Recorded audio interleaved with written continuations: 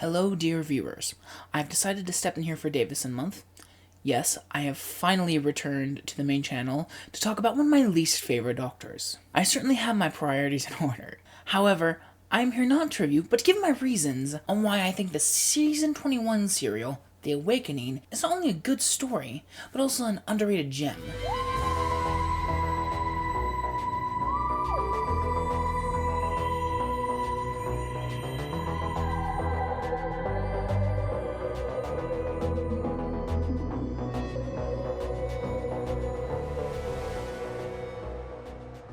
Like I said in the cold open, I'm not here necessarily to review the serial of The Awakening. If you want my quick thoughts on it, I love this serial. It's a personal favorite of mine, not from only the Peter Davison era, but the 1980s decade of Doctor Who as a whole. But as I said, I'm not here to review. I'm here to give my thoughts on why I think the story is kind of overlooked, and provide some talking points I think people fail to consider. Just a heads up, unlike most of my videos where there is some structure to what I am saying, this video will just be me rambling my thoughts about why The Awakening is such an underrated serial.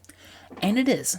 Firstly, some quick background information on the serial. The Awakening was the second story of Season 21 in the classic era Doctor Who, bordered by Warriors of the Deep on one side and Frontiers on the other. It was written by one-off Who writer Eric Pringle, directed by Michael Owen Orris, script edited by Eric Sayward, who had been script editing for the Fifth Doctor's entire run up to this point, and produced by John Nathan Turner, who oversaw pretty much the entire 1980s decades of the show. The serial starred Peter Davison as the Fifth Doctor, Janet Houlihan as Tegan Jovanka, and Mark Strickland as Visitor Turlo. So why do I think this story does not get much attention? Well, first things first, The Awakening is in Season 21, which also contains the gem that is the Caves of Vanderzani, which on its own can overshadow any story in that season, but still some shine through. Resurrection of the Daleks is a story with the largest body count in Doctor Who history, and the other two famous, or rather infamous installments of the season are flaming garbage messes, known as Warriors of the Deep and The Twin Dilemma, which stand out for very obvious reasons, containing some of Classic Who's most embarrassing and regrettable moments. Because of those four series and what they are known for, the other three are kind of unremarkable, which is as one of them, Planet of Fire, is simultaneously both a companion introduction story, a companion departure story, and an adventure with the monster. And it stands to reason that these factors alone make it memorable or iconic, just as some of the other outings of the season. You don't really hear much discussion about it.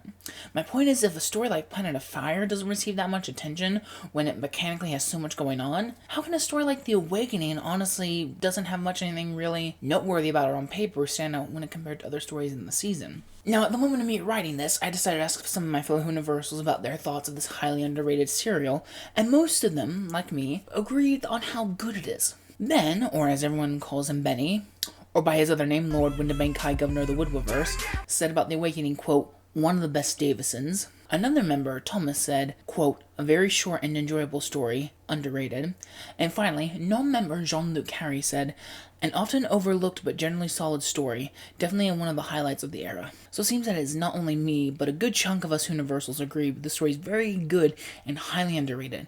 And as we all know, when the majority of us Whoniversals agree on something, that means our opinion must be correct. Anyway, so there are other aspects in regards to The Awakening itself I want to consider. Some things that may turn people off from it is that the story, from an outside perspective, looks like an historical serial. For those who actually watch it, we know it is a modern-day serial disguised as a historical serial, which I imagine may throw off some people. The people of the village of Little Hodcombe reenacting one of the bloodiest battles in the English Civil War, with someone with the actual war itself being transported to the village during the reenactment, but also a being called Malice is feeding off the fighting and is controlling one of the leaders of the reenactment to incite bloodshed. And this is also a story that's seen his grandfather in it, who's missing from most of the serial, so part of the serial is them trying to find him. The serial has a lot going on for such a tight two-parter, and the viewers are not paying attention to it. They could end up getting lost and not really connecting with the story. But that said, I don't think that's not quite a historical premise or frantic events that such a tight runtime detract from the experience at all. Sure, it might not be for everyone, but the former element especially makes it unique in the show's catalog. And hell, the premise of role-playing events is something that honestly has aged really well with time. The main conflict revolving around people getting caught up in too much in a fantasy setting is a topic that's very relevant to modern day, especially with discussions surrounding video games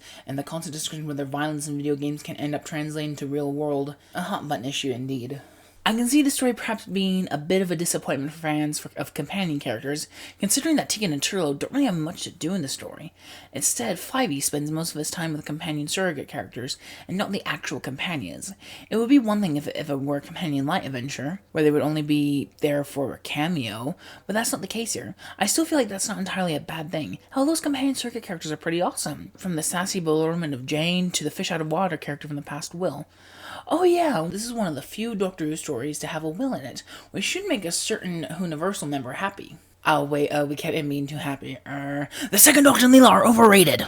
Anyway, one final aspect that does not really have much to do with the plotting itself, but more with the format. The Peter Davison two-parters are not the most well-known stories, with the highly underrated Black Orchid of season 19 not getting as much praise or recognition as some stories in the season, as well as the King's Demons of season 20, pretty much being unnoticed by everyone. It's a noticeable trend that some people shrug off these short but sweet adventures that the attitude is especially criminal here in the case of The Awakening. Sometimes it's refreshing to stick on a breezy two-parter, especially one so as well-constructed as this one.